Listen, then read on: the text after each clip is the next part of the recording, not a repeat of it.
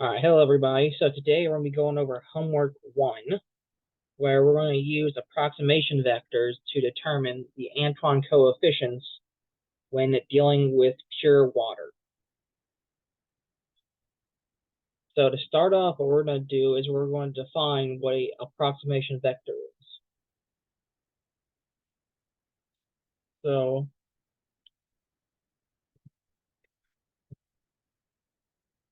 what we have is we have a known or actual vector where we can call it something like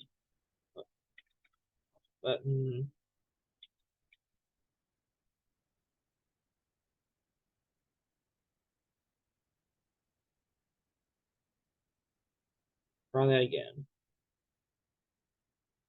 where we have some vector here,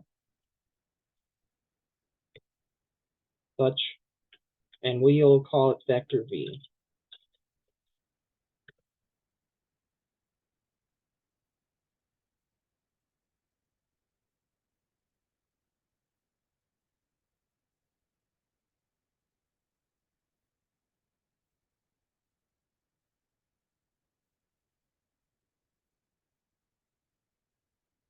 And in order to find a model that fits vector v,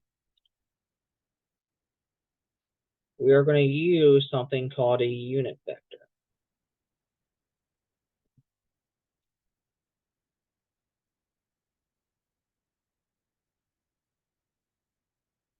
And with this unit vector, we are going to call it u.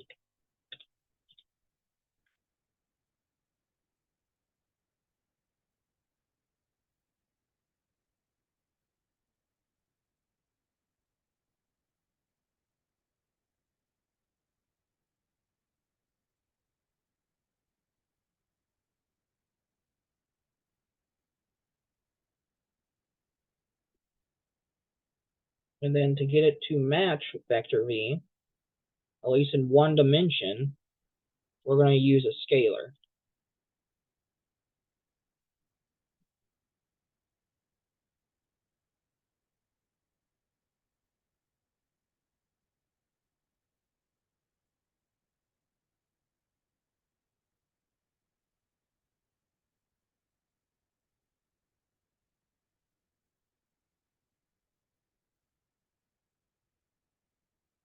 So by stretching it out c number of times, we get a closer match to vector v. And we can then draw an error vector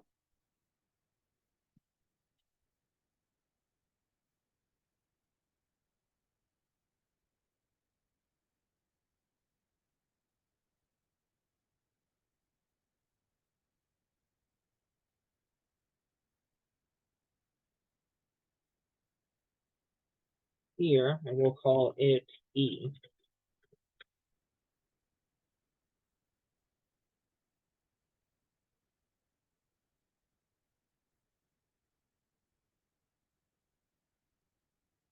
Where the error vector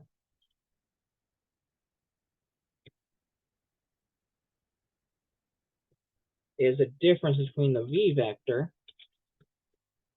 and our scalar multiplied by our unit vector.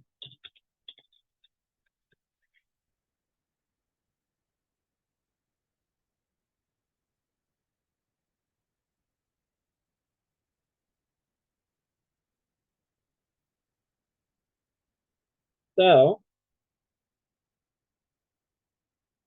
in order to get a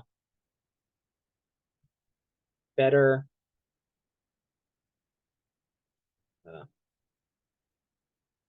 understand the error vector, think of just normal error, where you have your actual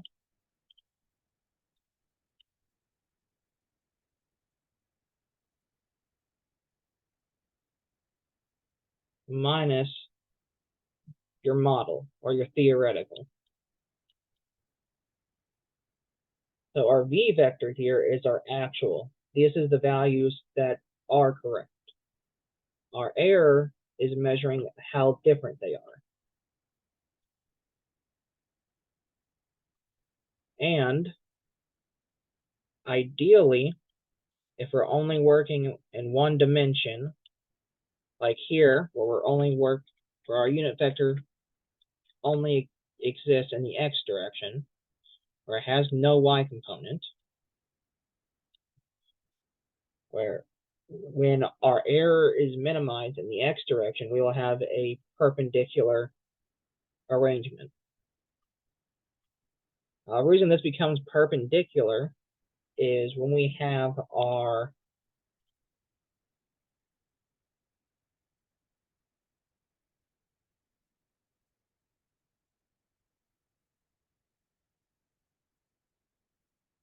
dot product between the error and the unit vector.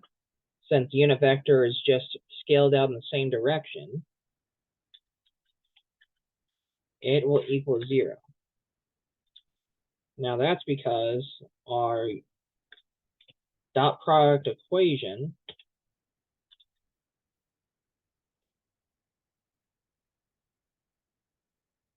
has it that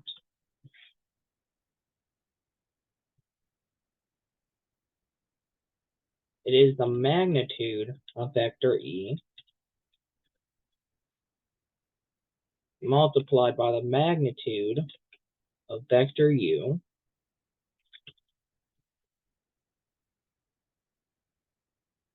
multiplied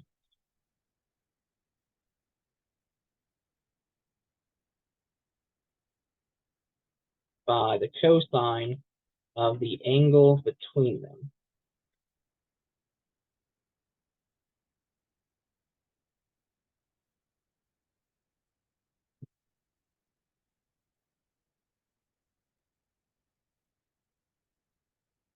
And since cosine of 90 degrees is 0, that means the entire side of the equation goes to 0 here. Now, another reason we want that is in order to minimize error, we have to get error to 0. So, what we can do here is we can place error with our first equation up here. And what we get is vector v minus scalar times vector u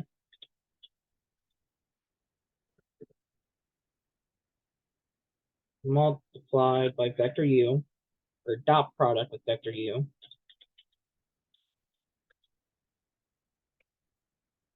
and that will all equal 0. So using algebra and distribution, what we end up with is the dot product between u and v minus the scalar times the dot product of u and u.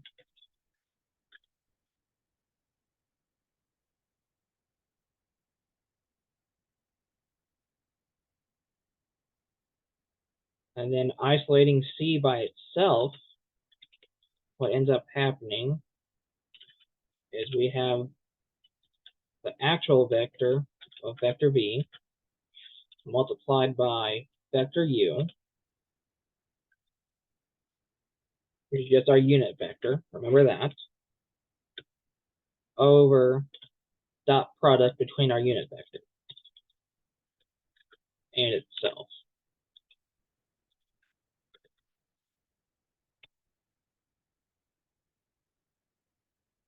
So by having our error vector perpendicular to the direction of our unit vector, we can isolate our constant and solve for it. Now to sort of project this on our equation, or our Anton equation, where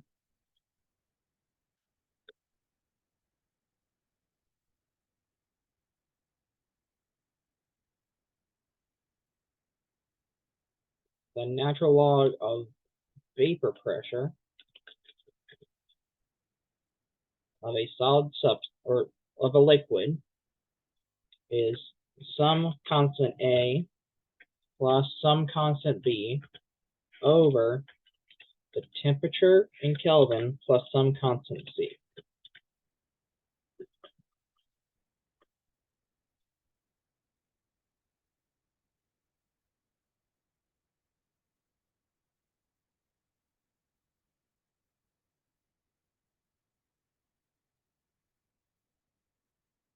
So when you collect data to fit this equation, what ends up happening is our PVAP turns into a vector.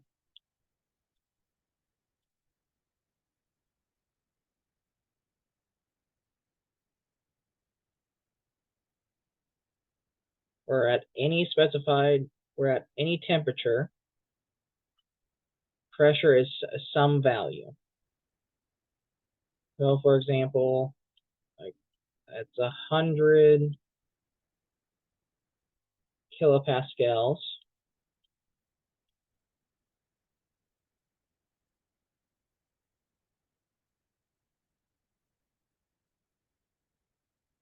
When temperature is, so let's say room temperature, so 25 C or 298 Kelvin.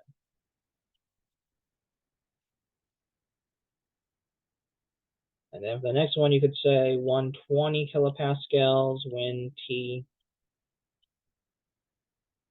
is 20 degrees warmer. So at 318 Kelvin instead.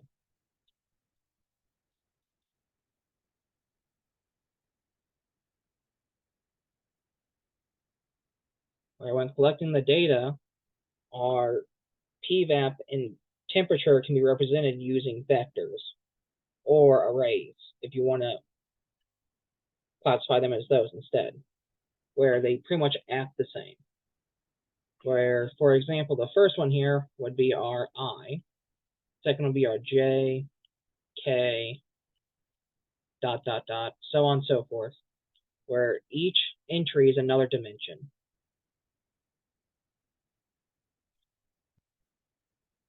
So what's going to end up happening here is we need to get this in linear form.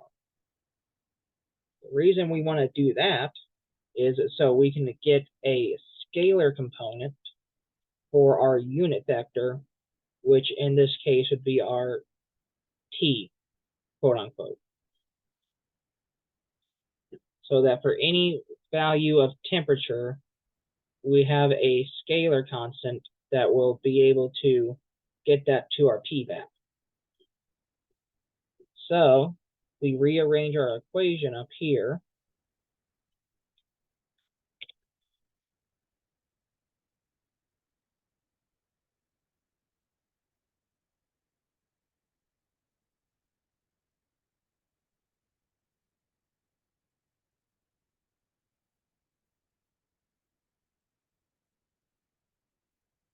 And what we want to do is get this in a linear form such that T plus C is to the power of 1 and not below in a denominator or anything like that.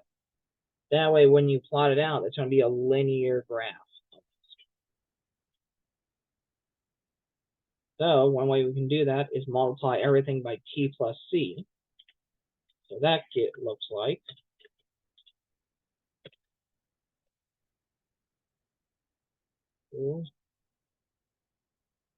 natural log PVAP equals A times T plus C plus B.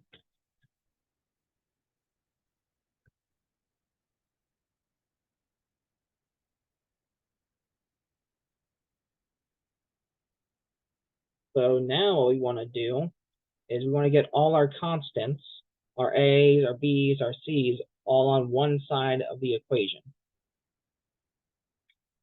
So what we have after doing that would be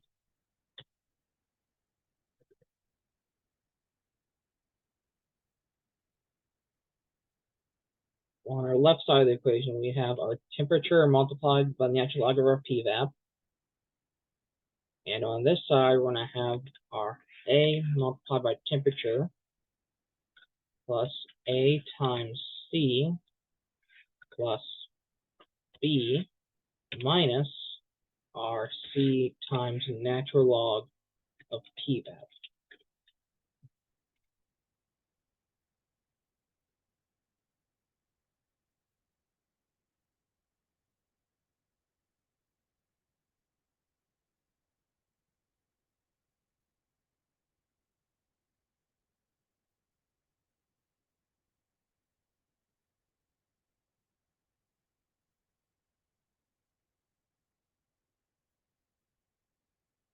And so now our temperature is all to the power of 1.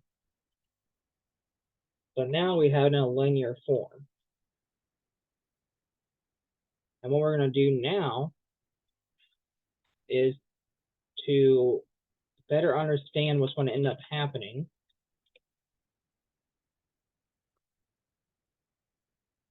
Is we need to basically fit it to a model like this, where our B vector is going to equal our C times our unit vector, just like we talked about up here, where now our V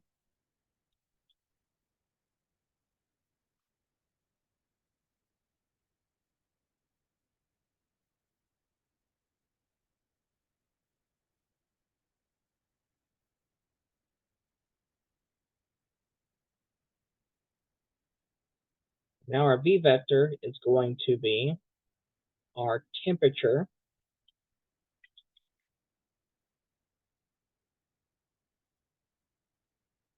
times our natural log of our vapor pressure,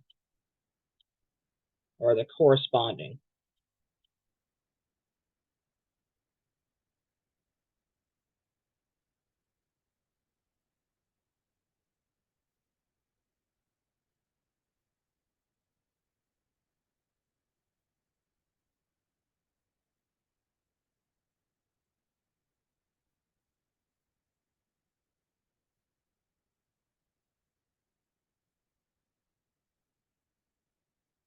Where this is our actual values, so our T times L and PVAP. And now our unit vector is going to have at least 3 dimensions, because we have 3 constants we need to find. Our A, our B, and our C.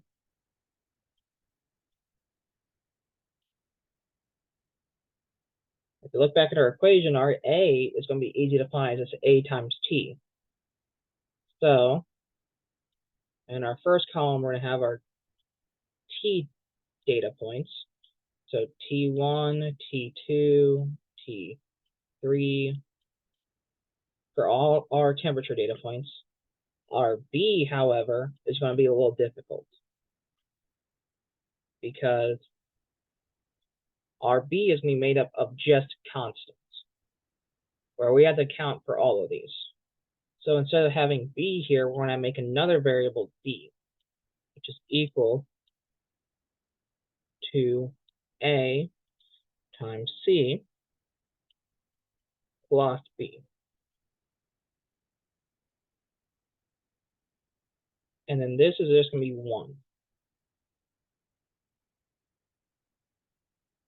Because remember, this is constant, so this is never changing. So when our scalar comes to multiply, each row is going to have the same value. And then our C is going to be negative natural log of the corresponding P. So P VAP 1. Negative natural log P VAP 2.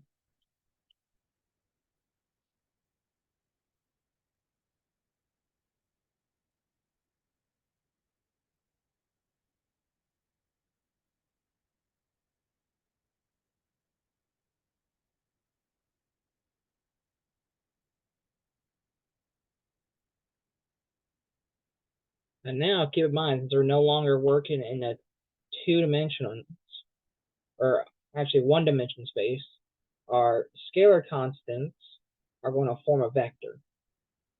So we're no longer working with a single constant, we're working with three, so we have another vector.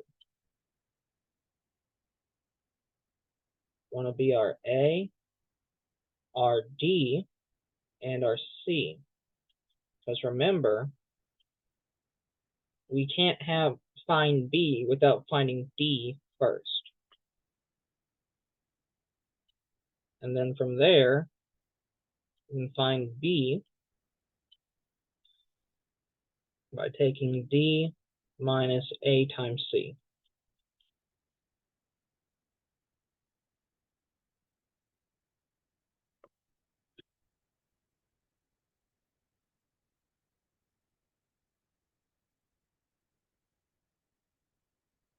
And then with that, we're going to go ahead and head over to Google Collaboratory.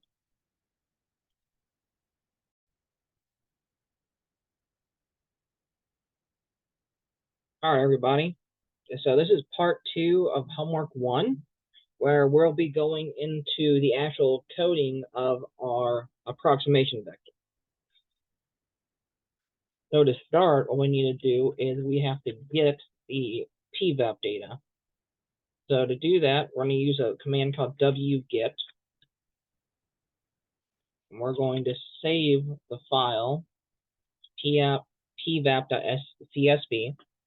All wget does is it goes to a specific URL. So in this case, our GitHub water vapor pressure data, and it downloads it. So what happens here? It downloads, we update over here, we have our file in our files over there. Like that. And then to do this, we're going to need to import a couple things. So we're going to import pandas, which will allow us to work with CSV files, and we're also going to import NumPy to do matrix and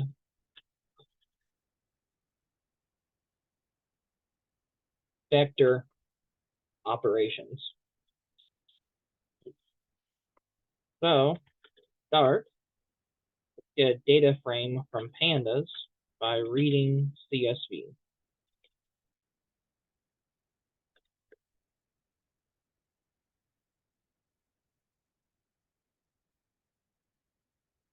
Let's go and look at what that data frame looks like. So there is no headers in the document, so should be able to add them within columns.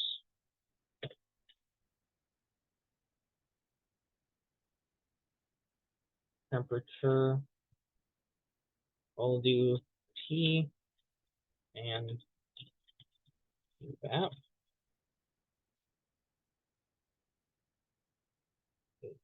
Something.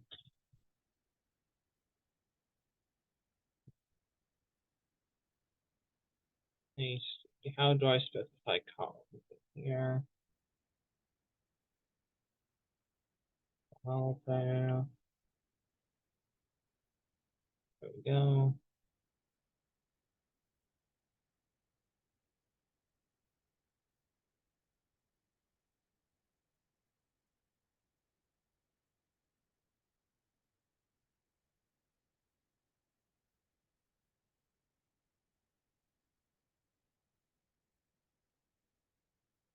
There we go. Had the wrong parameter name. Get rid of this.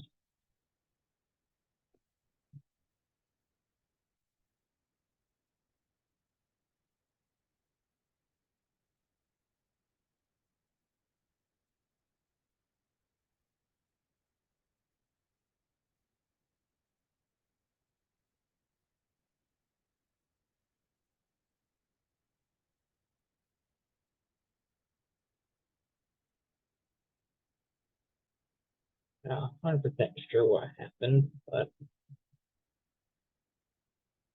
go.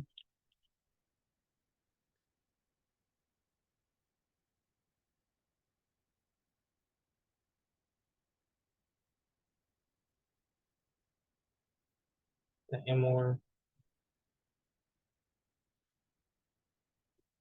So this is what our temperature and PVAP looks like.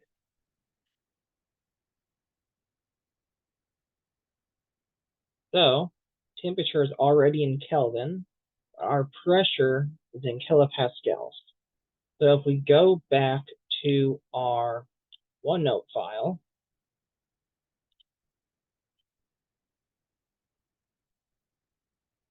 you'll see for our V vector, we need temperature multiplied by natural log of PVAP, and our unit vector has to be temperature 1 natural log of PVAP. So to do that, what we're going to do is we are going to create our V vector and store it as an array. So the way we're going to do that is we're going to have our temperature multiplied by the natural log of our pressure. And we're going to use this list notation.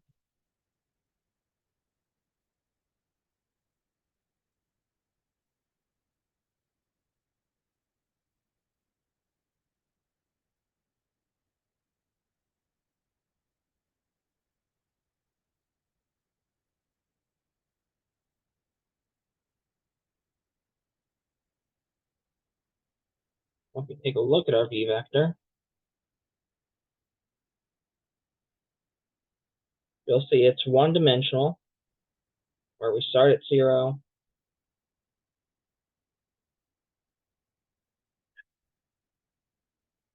so on and so forth.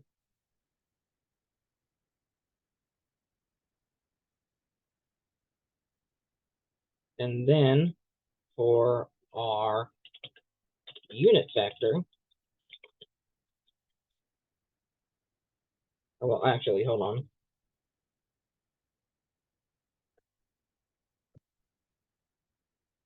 There we go. We have to do it like this because each bracket here represents one single row. And then for unit vector, same deal, where our first column is just going to be our temperature. Our second column is going to be ones. And our third column is going to be negative natural log of pressure.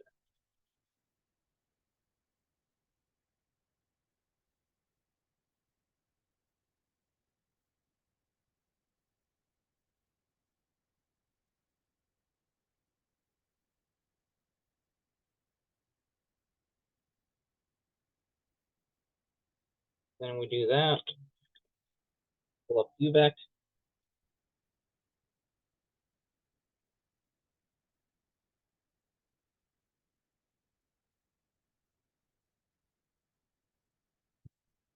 Hold on.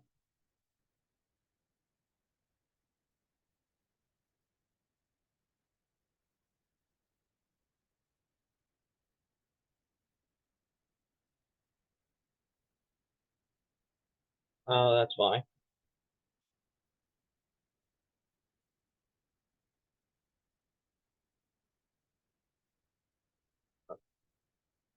Just saw that sooner, but so what was happening was instead of getting the actual temperature, what we were getting was the transpose.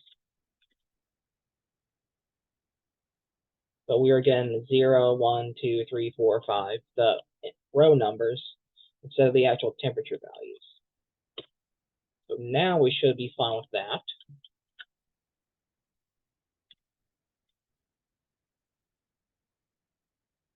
And so what we have going on now is just like what was going on here. We have our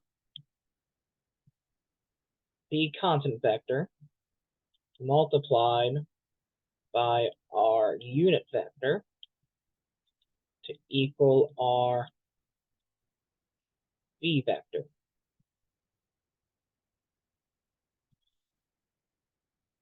Now, what we need to do here is, just like I sort of showed with my little accident down here, is we're going to have to work with transpose. So basically, all a transpose means is we are swapping out rows and columns. So for example, our unit vector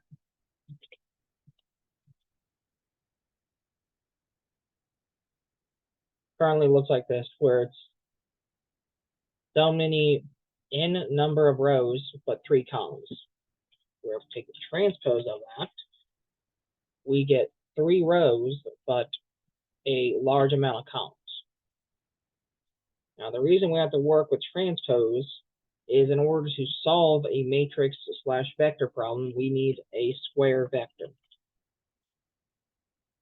So, for example, when we multiply the two of these,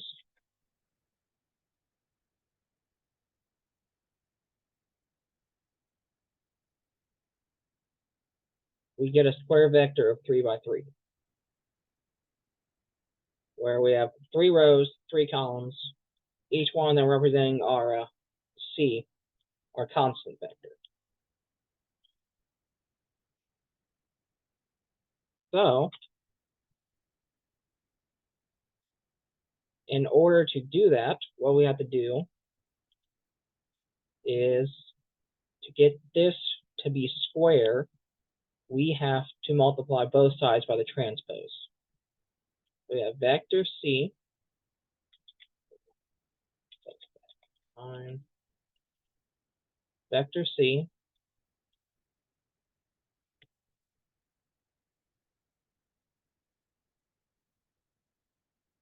multiplied by vector U and vector U's transpose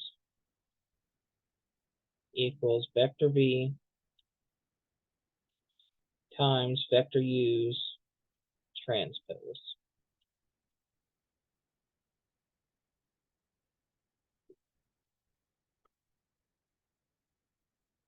And so, with that, to find our C vector, what we're going to do is we're going to use linear algebra provided by NumPy. So our A vector in this case is going to be our unit vector. So our unit vector multiplied by, or the transpose, multiplied by the unit vector. And then same deal with the other side, where our transpose unit vector multiplied by the actual vector on that. And then with that, we get our C vector, which is our constants. So, to show that it actually fits the curve, what we can do is we're going to import bluntly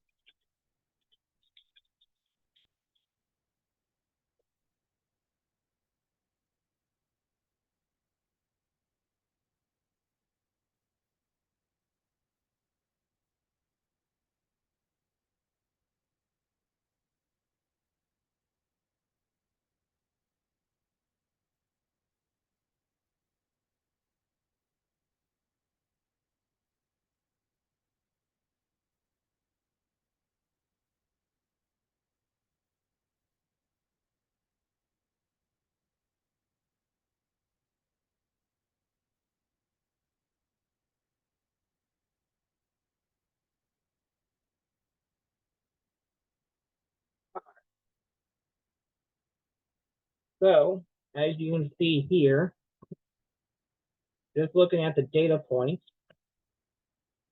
as temperature increases, the pressure increases exponentially. So if we go back up here, and now we add the constant vector,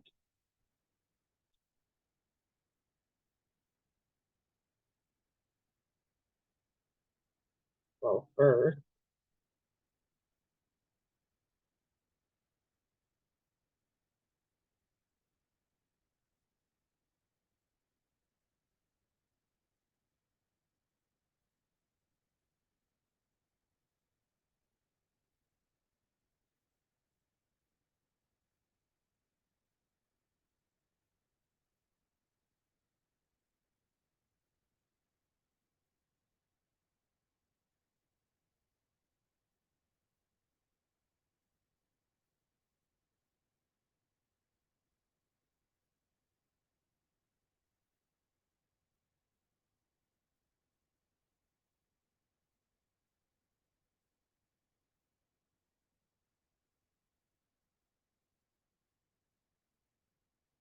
So the other thing we have to do is we have to make a X plot for our model.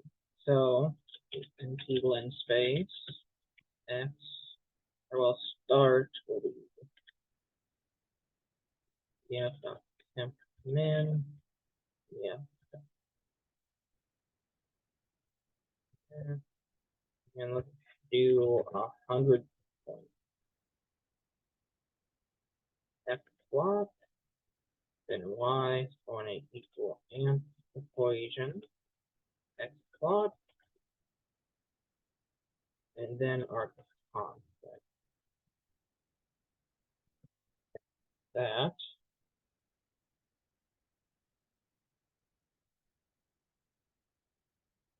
oh,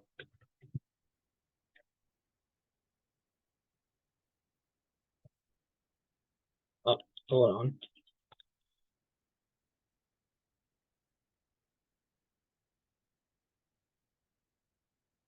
Got in case you forgot as well, our second column is actually B. Or to find B, we have to do D minus A times C.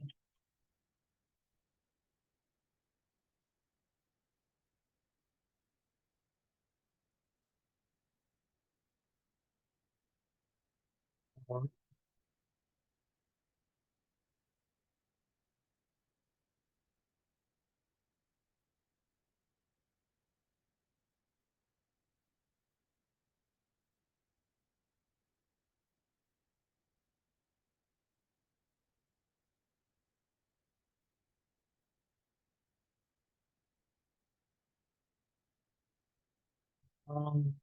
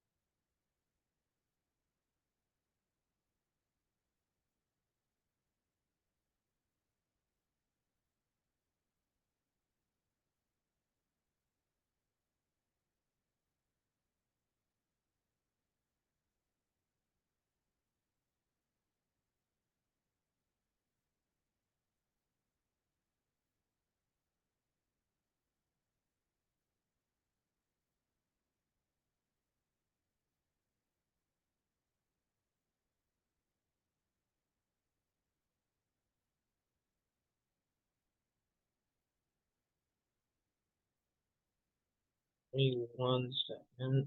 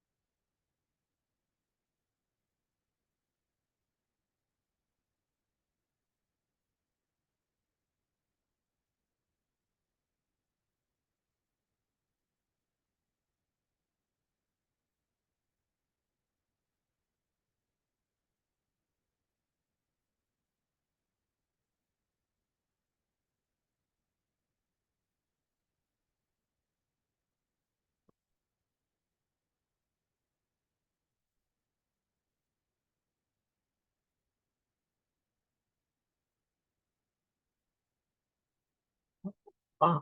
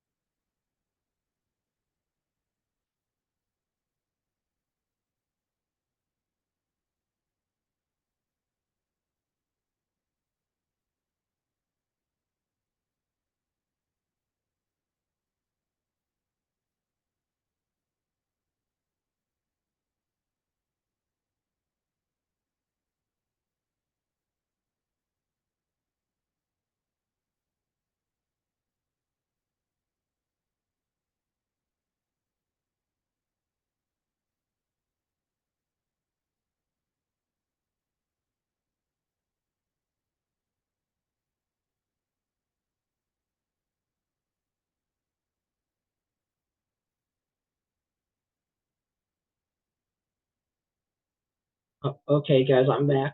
So what ended up happening while the graph looked so weird is I needed to add up here instead of subtracting. Because back when we derived it, we had a plus right here instead of a negative. So by doing that, we get an actual curve. So as you can see, there's a strong correlation, and the model fits it pretty well. And to see our constants, C vector, we have a 23.55 a negative 4080 for our B, and a negative 34.38 for our C. And then the next part, we're going to be going over how to solve this using the sum of squares method, where we're going to use scipy.minimize to basically compress the error to 0.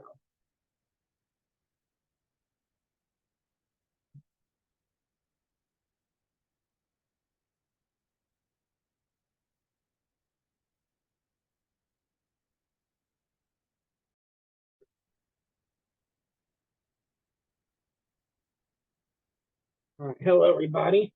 So in the final part of homework 1, we are going to be using sum of square error to get the same Antoine coefficients. So what I mean by sum of squared errors is our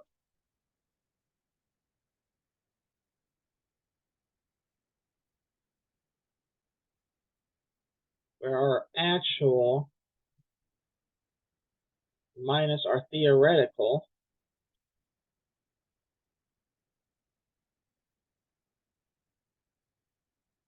squared, and you add all of those up. And ideally, you want to minimize this to 0.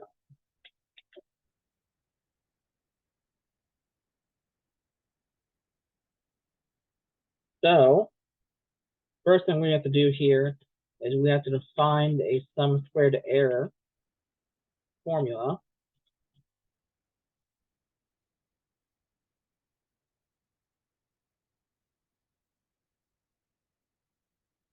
Where our actual, in this case, is going to be our df.pvap minus our theoretical. So np.exponential a minus b over t plus c.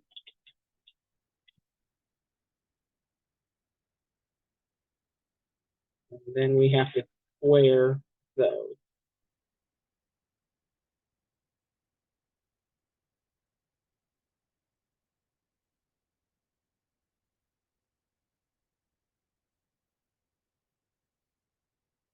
So with that, we have our formula or function there. Now all I got to do is import SciPy. Or from SciPy.optimize import.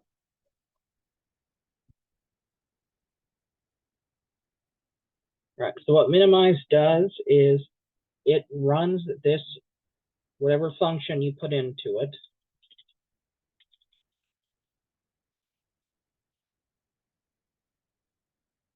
So it runs whatever function you put into it with your initial guess, and it tries to minimize this output to 0, or as close as it can to, before it starts losing precision. So up here, what we want to do is we want to minimize SSE with our initial guesses being 1, 1, 1, or something like that.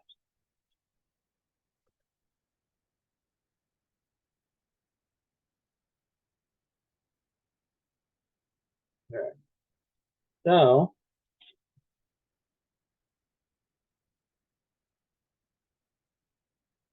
as you can see here, what happened is overflow error occurred. So basically what that means is that this exponential right here, the numbers that got passed through to it were too high, leading to a float number that was well outside the bounds of the 16 or 32-bit memory. So to correct that, what we can do is, instead of taking the exponential, we can take the log of pvap,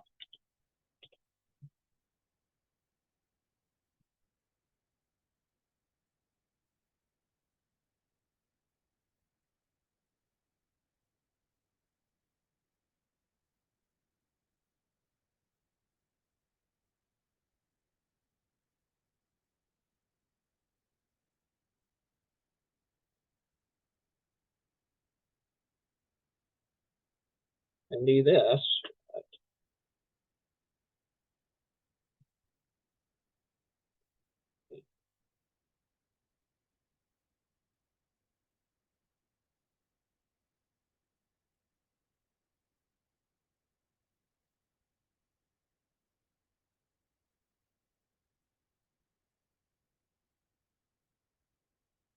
So if we go up here,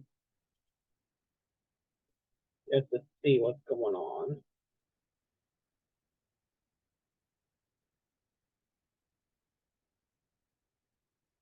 Yeah. So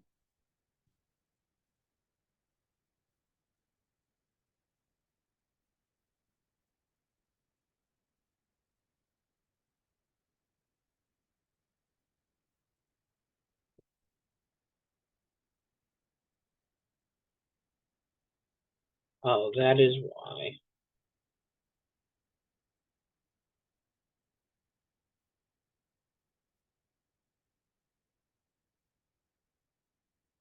Okay, there we go. So what was wrong was I was squaring the entire sum, not the individual differences. So now if we go back up here, you'll see that they are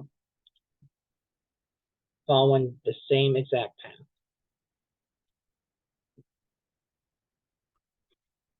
So, for example, that's res.x. So that is the return vector for sum of squared errors. And this is our CVEC. All right, so you see 23.5, 23 and a half. There is slight differences.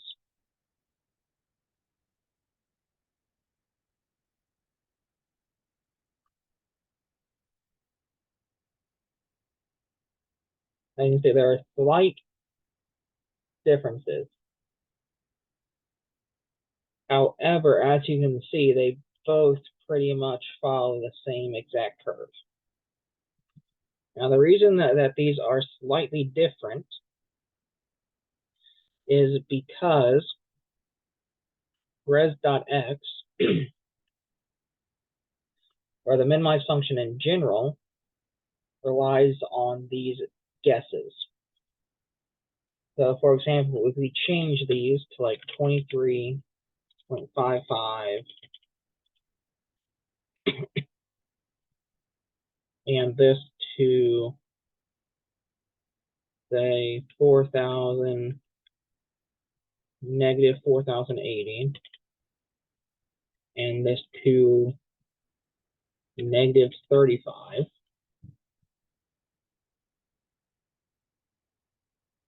you see we get closer to what the actual is.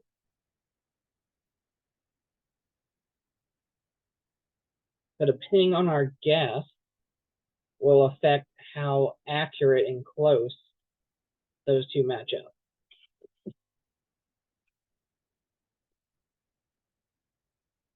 Let's show you one more time, like 34.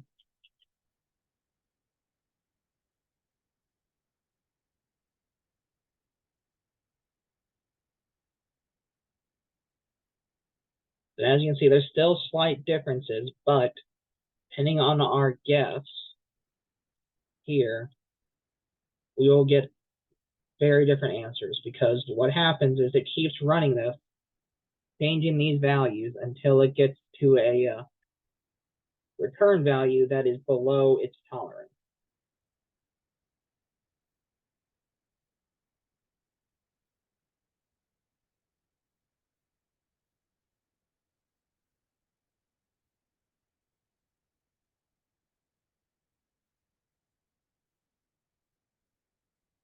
So,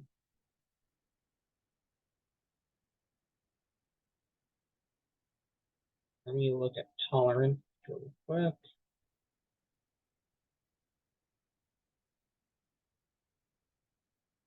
So, for example, we wanted a tolerance to be for like the 10th decimal place.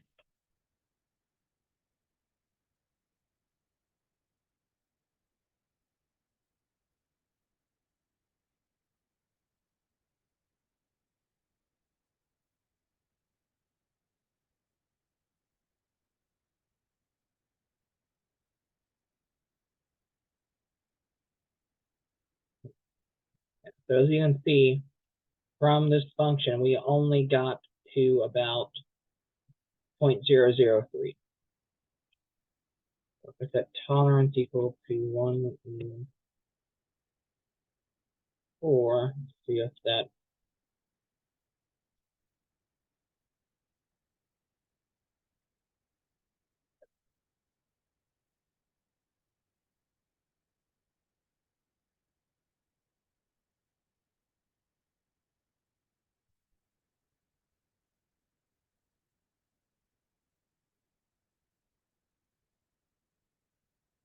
But as you can see, as you start like lower tolerance, this gets closer.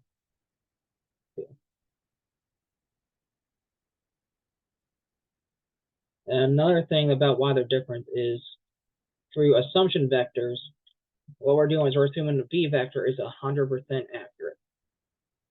Whereas in reality, when these measurements are taken, there's going to be a slight variation.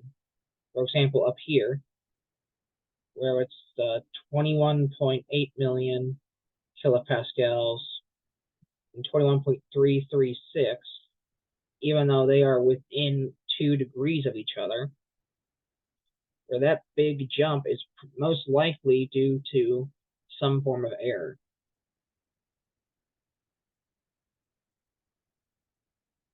So, although most of them do fit this curve, there's going to be a slight variance in their values, which is why it's important to know how to do sum squared error. Because using our vector multiplication here, we are making the assumption that v vector is 100% accurate, when in reality it's most likely not. Whereas sum squared error already knows that the actual vector may not be 100% accurate, which is why there's this tolerance, where you probably won't ever reach perfect zero, but you will reach a value so little that it doesn't really even matter. So as you can see up here, once again, our red trace is from our assumption vector, and our green trace is from our sum squared error vector, where they both pretty much follow the same curve there. Values only vary within maybe the hundredths decimal place.